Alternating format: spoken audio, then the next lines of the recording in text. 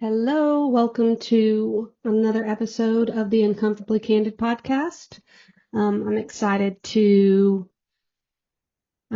this episode. It's another topic that I am super passionate about. I'm passionate about a lot of things.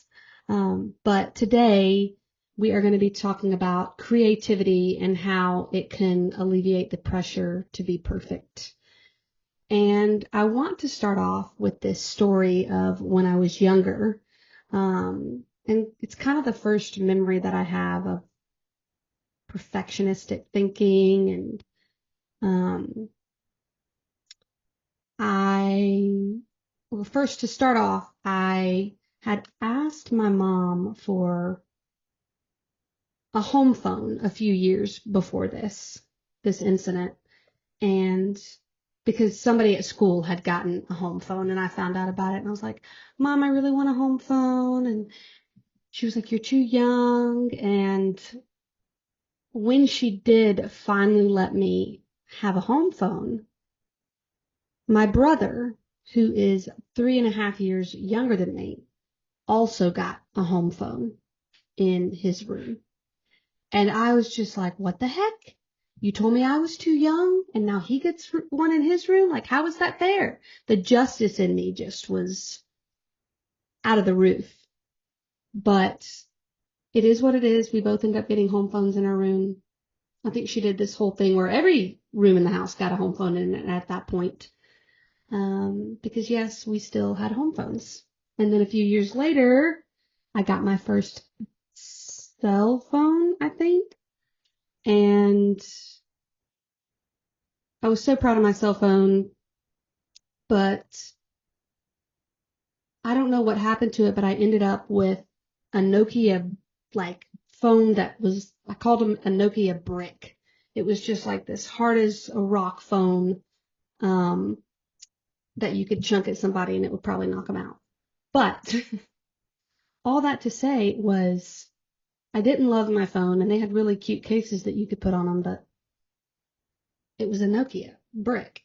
And so Kyler had an upgrade because he had a cell phone too, because that's just when the older one gets one, the younger one gets one, I guess. And so he got an upgrade and he ended up getting a Razor. And I don't know how many of you are young enough to know about Razors and about Nokia bricks or even about home phones. I'm probably dating myself, but it was everything to have a Razor. And Kyler ended up getting one because his upgrade came before mine.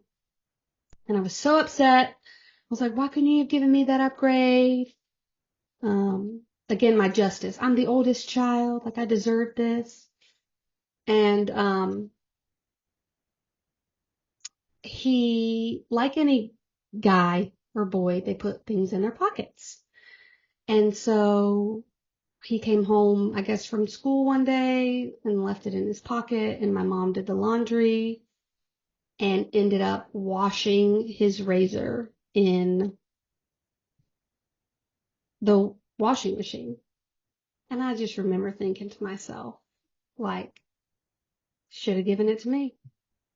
Should have given it to me. And I think I said this to her. I remember walking down the hall and she was like, oh no. And I walked down the hall and I was like, what's the matter? She goes, I washed Kyler's Razor in the washing machine because he left it in his shorts. And she was like, Kyler. And I think I said, like, well, you should have given it to me because I wouldn't have washed it. I wouldn't have done that. And it was this, I'm the good, perfect firstborn child. Any other firstborns out there? But it was just like this first time where I was like, oh, I had this expectation that could never have happened to me. This high expectation of like, well, I'm perfect, so I wouldn't have done that. And I don't know how this, perfectionism started to, grow in my life, but I mean, obviously probably being the firstborn, my parents got divorced at a young age. But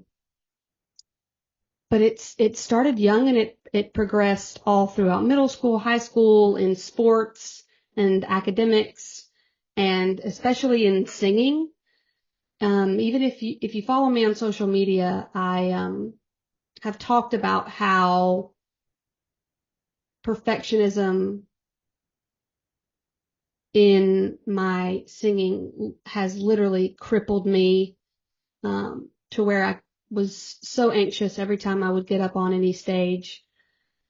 But I have spent the past 6 years trying to redefine what is good enough for me, not based on how others define good enough, but how I define it, and not comparing myself to other people and not comparing my results to what I thought they should have looked like. And last week I talked a little bit about my why, about getting my life coaching certification and my PhD in industrial organizational psychology, but I don't think I ever really stated my why. And it is because I want to help people with things that I've struggled with for so long, and that's people pleasing, perfectionism, performance. And I had already started leaning towards coaching instead of clinical psychology, but I was studying for the GRE anyway, and a random stranger asked me what I was studying, and I told him I was studying the GRE to go back to school for my PhD in clinical psychology, and he said, "We need more Christian life coaches. I think you should be a Christian life coach." Not knowing that I was enrolled in a life coaching elective in school the next semester. And that was just a sweet gift from the Lord. But what really solidified and confirmed the choice to coach was getting coached on my strengths and realizing that a lot of my strengths are they are really valuable in coaching. And so coaching on my strengths was the best thing that I ever could have done, because it helped alleviate the pressure to be perfect. Thank you, Jennifer Jacobson. But it gave me language to why I do the things that I do. I'll never forget, in one of our coaching sessions, she said, "Yeah, these two strengths together are probably that's probably why you were so passive aggressive your whole life." And I was like, mind blown. I was like, "You've got to be kidding me. This is just," I was like, "I don't even know what to say. You're making so much sense of my life for, 31 years I've been walking around." I mean, and I kind of knew why I was passive aggressive, but to understand that it was because of strengths that I had was a completely different arena that I had never experienced. And there were also things that she was explaining to me that I didn't even know that I did. But when she told me these things, I was like, "Oh my gosh, I do that." It was just absolutely incredible. And I've also loved learning about my friends' strengths and how we feed off of each other. I was on a road trip with a friend, and it was a pretty long road trip. And so we'd been listening to music for a while, and I don't think I ever noticed this or was self-aware about this until this trip, but I do a lot of my thinking on road trips. My brain just goes 90 to nothing. I'm just always thinking about things and the future. Futuristic is my number one strength. And so I'm a dreamer. I like to dream about my life, help others dream about theirs, which is why I love coaching. But my futuristic strength kicked in, and we were listening to music, having a pretty good time. And I just randomly said, "Hey, Sarah, what are you doing this Wednesday at 5:30. And she was like, I have no idea.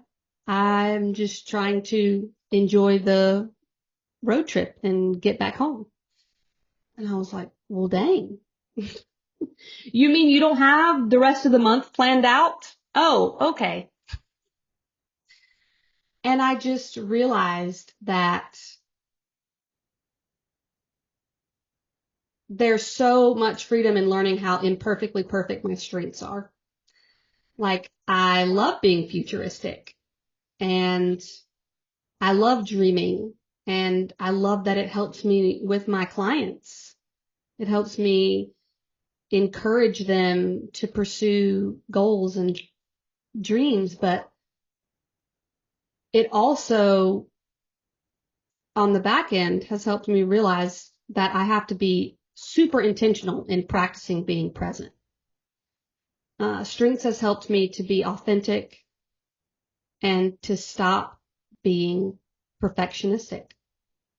Strengths are part of positive psychology, which is focusing on well-being instead of diagnosing. And there's a term called flow. And this is when a person is completely immersed in an activity with no reference of time. And another way to describe it is in the zone. And this is how I feel when I'm coaching. And now, walking out freedom in my singing, this is how I feel when I'm singing. It's not worried about being perfect, and it's completely present. And it's the most beautiful thing that I've ever experienced. Like, I could coach someone and an hour feels like 15 minutes. And it's not draining. I'm not exhausted when I get done. But like I said, I have to be intentional about not the weaknesses, but some of the downsides of my strengths. And I'm not going to talk to you about all of my strengths, but the downside of being futuristic is I struggle with not being present. I remember one day in Boston, after church, we were going to an event and I left my car near the church and we rode a bus to the event that we were going to because we were like, parking's going to be crazy. And the bus took forever to get there. And I'm just this whole time thinking, I got to get back and I got to take Bluebell out. Like, I was just thinking about her the whole time. And then and that's before we even got there. I was waiting on the bus, already thinking about her. I think I led worship that morning. And so I had to get there even earlier for, sound check before the service. And so I'd been gone for quite some time and then was going to do something after church. So I was just like, how am I, I'm going to have to make this whole trip back to my car on this bus and it's taking forever to get there. Like, I was just thinking, how the heck am I going to get back to my car? This is going to take forever. And then I have to drive to my apartment, which I was living outside of the city at this point. So it wasn't just like a skip, jump, and a hop. But the only time I was present was when I was eating food because I was so hungry. I was like, this is so good. This is so good. And that's the only time I remember present. After I got done being present, after I got done walking around, like eating, we were walking around and the whole time, I've got to go take care of my dog and get back to my car somehow. And I've grown to appreciate and utilize public transportation more now. But back then I was like, public transportation hates me and I hate it. Like, just was not a fan. But I realized that becoming aware of the fact that I need to practice being present, I think I made it back to my car and I got home and I was like, wow, I was not present today during that time. And to me, that's just a waste of time because I'm like, why did I even go if I wasn't going to be present? And so but being aware of it and stewarding my strength of futuristic is part of, oh, well, what could I have done prior to that? Or what can I do next time to make sure that I can be present in that moment? And so this helped me learn to be content with progress instead of perfection. With this podcast, for the longest time, I wanted everything I said to be perfect. I wanted to make sure I said everything that I wanted to say and didn't leave anything out. And I was reading from a script, and creativity was non-existent. And that's exactly what perfectionism will do, because it discounts any creativity. So stewarding your strengths and how you were created will bring creativity to the surface. And it helped me find grace in my humanity. And I was still able to have high expectations for myself, but without trying to be perfect. I started asking myself at the end of the day, how have I operated in my strengths today? And what did I learn? And that, asking myself those questions and coming up with those answers, was good enough for me. So I encourage you to start asking yourself those questions at the end of the day. And you can go to my website to keep in the loop and get on my email list, or download my 5 Steps to Better Focus PDF. And I will see you next time. Bye.